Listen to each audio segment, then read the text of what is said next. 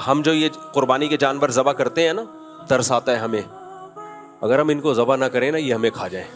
بھائی انڈیا میں تو گائے کو ذبح نہیں کیا جاتا، وہاں تو گائے ماتا کے ساتھ بڑی سیوا کی جاتی ہے اس کی. انڈیا میں جو گائے جب بڈھی ہو جاتی ہے، بیل جب بڈھا ہو جاتا ہے، اس بیچارے کا حشر کیا ہوتا ہے، بھوک سے تڑپ تڑپ کے مرتا ہے وہ. اس پہ لوگوں نے میم بنائی ہے. مودی نے کہا نا کہ ہم ہی پہ حملہ کر دیا، اس پہ زبردست میم بنی ہے. ایک نے کہا تو مزہ آیا یار، بہرحال مزہ بہت آیا، خاندانی کام ہو گیا. خیر پاکستانیوں نے بھی تو بہت دنوں بعد کوئی خوشی دیکھی ہے نا. ہر وقت الٹی خبریں سن کے یہ ہے ایسے ڈپریشن میں جا رہے تھے.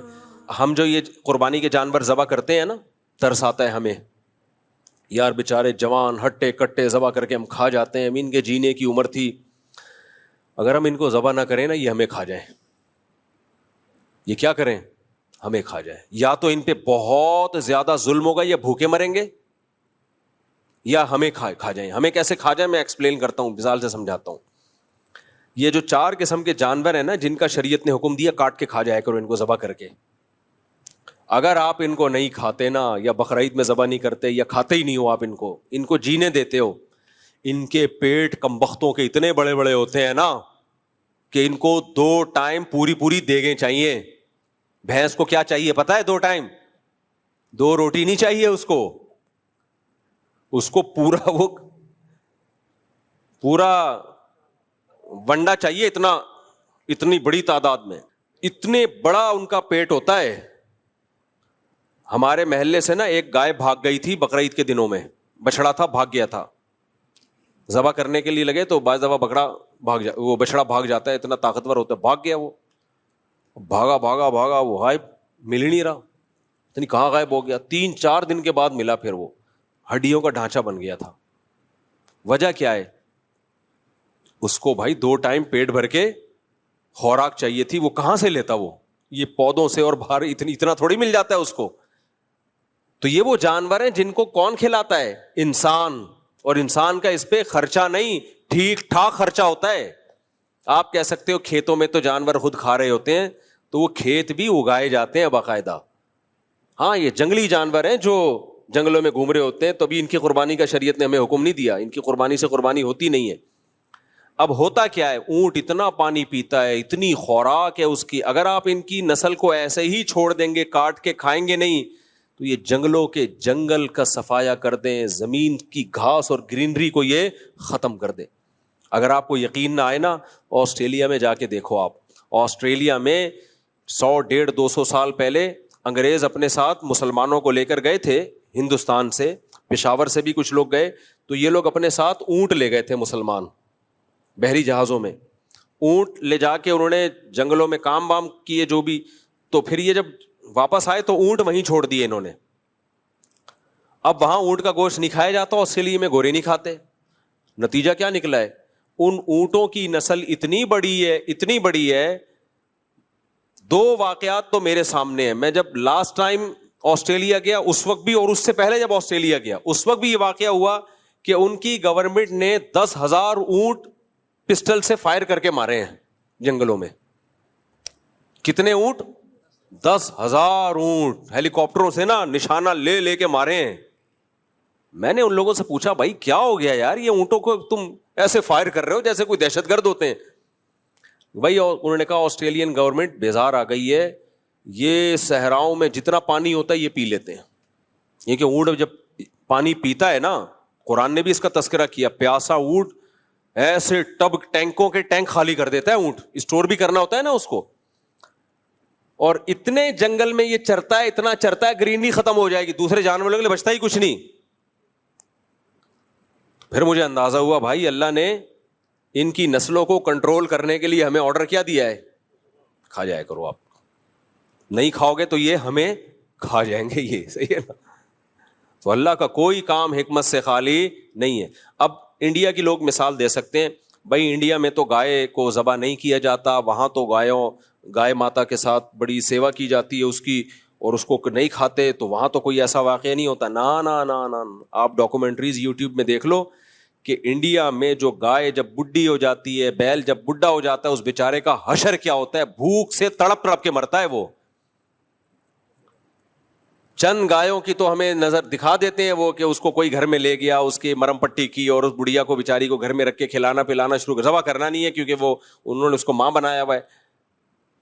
لیکن وہ غریب آدمی کب تک کھلائے گا؟ وہ کہے گا میں اپنے بچوں کو کھلاؤں یا گائے ماتا کو کھلاؤں, اپنی سچی مچی کی ماتا کو کھلاؤں یا اس ماتا کو کھلاؤں؟ وہ تو پریشان ہو جاتا ہے. نتیجہ کیا نکلتا ہے؟ وہ جانور سسک سسک کے مرتے ہیں. وہ ویڈیوز نہیں ڈالی جاتی, کچھ لوگوں نے تو ڈالی ہیں, کچھ ہندوؤں نے وہ ویڈیوز ڈالی ہیں, لیکن انہوں نے یہ دکھانے کے لیے ڈالی ہیں کہ دیکھو ہم ہندو ہیں, ہمیں گائے کا احترام کرنا چاہیے, لیکن ہمارے یہاں گایوں کا حشر کیا ہو رہا ہے, بیچاری کیسے سسک سسک کے تڑپ تڑپ کے مر رہی ہیں. تو یہ بھوک پیاس سے سسک کے تڑپ کے مریں گے یہ, اگر ہم ان کو ذبح کر کے کھائیں گے نہیں. تو اللہ کا دین ہے نا اسلام, اس لیے اللہ نے کہا کہ بھائی ابھی کھا لو تو اس میں کیا ہوگا, تمہارے کام بھی آ جائے گا اور ایک اچھی موت مر جائے گا. یہ ذبح کر کے وہ تڑپ تڑپ کے جو بھوک اور پیاس سے جو ترس کے اور تڑپ کے مرتا ہے وہ موت سے یہ بچ جائے گا. تو اب وہاں بھی یہی ہوگا آسٹریلیا میں, جو اونٹ کو جو شوٹ نہیں ہوتے وہ جب بڈھے ہو جاتے ہیں تو کیا ہوتا ہے ان اونٹوں کے ساتھ, انسان جب بڈھا ہو جاتا ہے تو اولاد لا کے رکھتی ہے اس کے سامنے کھانا. گائے یا اونٹ جب بڈھا ہوگا اور کھانے چلنے کے قابل نہیں رہے گا تو آپ کا کیا خیال ہے, وہاں اونٹ کے بچے لا کے ابا کے سامنے خوراک رکھیں گے, توڑ توڑ کے پانی کے پیالے لا کے رکھیں گے. وہ بھوک اور پیاس سے تڑپ تڑپ کے ایڑیاں رگڑ رگڑ کے سسک سسک کے مرے گا وہ. تو اگر آپ ان کو ذبح کر کے نہیں کھاتے تو آپ کو گولیوں سے شوٹ کرنا پڑے گا, جو کسی کام کی بھی نہیں ہے. تو میں نے وہاں بولا کہ بھائی گورنمنٹ سے بولو کہ شوٹ کرنے کے بجائے یہ اتنے سینکڑوں ہزاروں اونٹ ہیں, یہ جو ہے وہ ہمیں دے دیں. تو ان کا جواب پتہ ہے کیا تھا, لے لو. میں نے کہا ہم تو لے جا نہیں سکتے, کھائیں شکار کر کے. انہوں نے کہا کھا لو. اب 2000 کلومیٹر دور جنگل میں جاؤ ان کو کھانے کے لیے, تو اس کا طریقہ یہ ہے کہ گورنمنٹ نے اجازت دی ہوئی ہے, جاؤ یار مار کے کھا لو, آپ ذبح کر کے نہار کر کے جیسے آپ نے کھانا ہے کھا لو, لیکن کھاؤ کیسے؟ 2000 اور آسٹریلیا اتنا بڑا صحرا ہے نا, اتنی شدید گرمی, جنگلوں میں آگ لگ جاتی ہے. 2000 کلومیٹر پہ آپ گاڑی میں سفر کر کے جائیں, 2000 کلومیٹر کے بعد جا کے ایک اونٹ کو آپ نے مارا, نہر کیا, تو کیا کرے گا اتنے گوشت کا آدمی؟ ایک ہی دفعہ کر سکتا ہے بس. وہ اس کے بعد آدمی کہتا ہے بھائی میں ادھر سے ہی خرید کے کھا لوں گا, وہ زیادہ بہتر ہے. تو کچھ باتیں کہنے کی ہوتی ہیں, پریکٹیکلی وہ پاسبل نہیں ہوتی. وہ وہاں کی گورنمنٹ نے تو اجازت دی بھی, کھا لو بھائی, ہماری طرف سے کوئی پابندی نہیں ہے, آپ کھاؤ جا کے. لیکن اتنا مشکل ہے اس کو کھانا, اس کو لائے گا کون؟ اور پھر وہ اونٹ بھی اتنے وحشی ہو چکے ہیں, اس کا بھی خطرہ ہے کہ اونٹ کے آپ نے اونٹ کو کھانے سے پہلے اونٹ آپ کو نہ کھا جائے کہیں. اتنے وحشی اونٹ تو ایسے ٹانگتا ہے انسان کو, آپ نے بقرعید میں ویڈیو دیکھی ہوں گی نا, یوں پکڑتا ہے ادھر سے اور اٹھا کے چھت پہ رکھ دیتا ہے بندے کو, اتنا بڑا تو اس کا منہ ہے.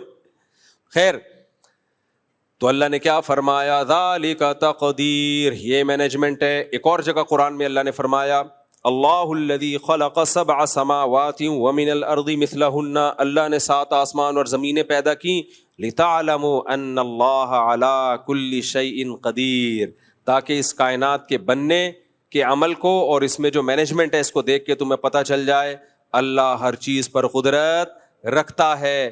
وَأَنَّ اللَّهَ قَدْ أَحَاطَ بِكُلِّ شَيْءٍ عِلْمًا, اور اللہ کا علم بھی کامل ہے, کیونکہ قدرت اور علم دونوں چیزیں مل کے انسان کو کچھ کرنے کے قابل بناتی ہیں. دونوں میں سے ایک صفت بھی نہیں ہو تو آپ کچھ کرنے کے قابل نہیں رہتے. تو اللہ نے اپنے ہونے کے, اپنی توحید کے اتنے دلائل قائم کر دیے اور بتایا کہ تم ایک ایک چیز میں میرے محتاج ہو. تو اللہ کی نظر میں اب اگر آپ اللہ ہی کو نہیں مانتے تو آپ اتنے بڑے مجرم ہو کہ وہ ساری نیکیاں ہونے کے باوجود ان کا وزن بہت ہلکا ہو جاتا ہے. بالکل ایسے ہی ہے جیسے آپ دوستوں کے ساتھ اچھا سلوک کرتے ہو, ابا کو آپ مانتے ہی نہیں. ایک تو ہوتا ہے نا ابا کی ماننا, ایک ہے ابا ہی کا انکار کر دینا. آپ کہتے ہو ابا آپ جمشید صاحب ہو, آپ ابا نہیں ہو میرے.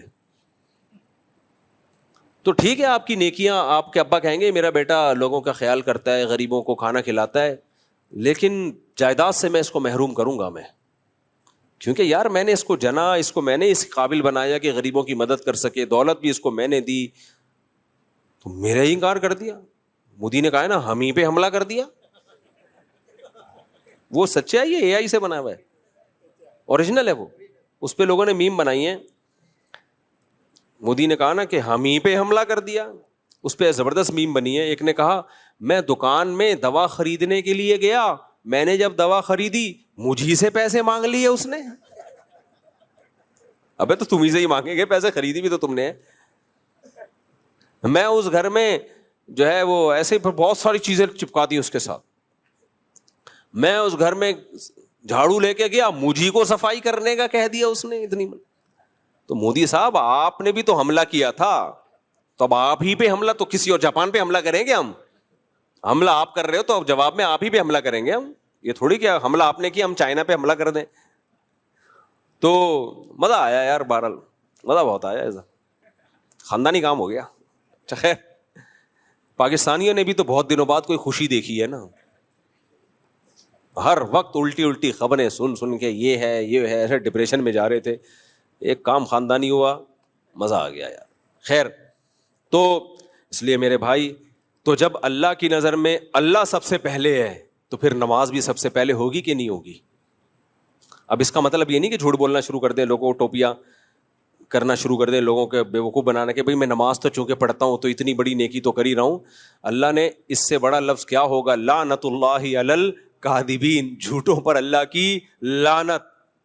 اور اللہ کہتے ہیں نماز جو صحیح طریقے سے پڑھتا ہے تو نماز اس سے جھوٹ چھڑوا دیتی ہے, بے حیائی چھڑوا دیتی ہے. جو نمازی نماز پڑھ کے بھی جھوٹ بولتے ہیں, لوگوں کے ساتھ بدسلوکی کرتے ہیں, بد اخلاقی سے پیش آتے ہیں, تو وہ نماز کی ایک فارمیلٹی پوری کر رہے ہیں, ایک فرض پورا کر رہے ہیں. نماز کو نماز سمجھ کے پڑھ نہیں رہے, کیونکہ نماز ایسا اللہ سے ریلیشن مضبوط کراتی ہے کہ پھر انسان کو ہر وقت اللہ کا دھیان رہتا ہے.